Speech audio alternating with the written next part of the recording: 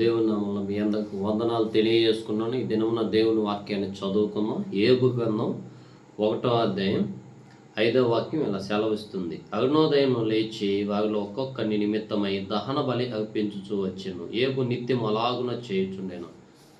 వేకునే లేచి ఏబు తన కుటుంబం కోసం, తన పిల్లల కోసం 10 మంది సంతానం, 7 కుమారులు, 3 కుమార్తెలు. అయితే ఉదయాన్నే లేచి తన కుటుంబం కోసం ప్రార్థన చేసుకుంటున్నాడు.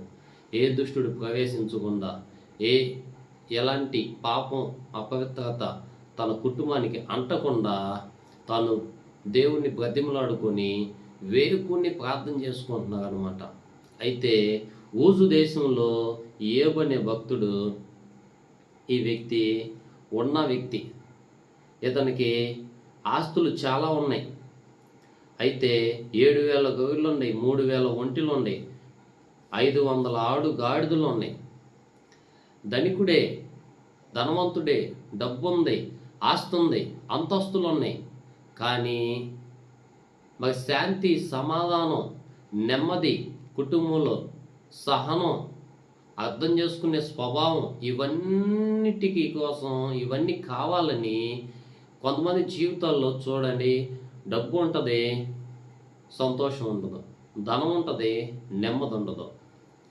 ఇవన్నీ చూసుకుంటా ఉంటే మన కుటుంబంలోనే ఇప్పుడు ఏబు ఎందుకు ప్రార్థన చేస్తున్నాడు?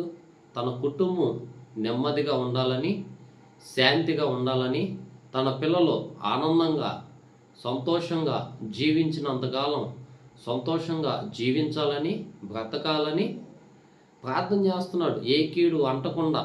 ఈరోజు మన కుటుంబాల కోసం మనం ప్రార్థన చేస్తున్నామా? మన పిల్లల కోసం ప్రార్థన చేస్తున్నామా?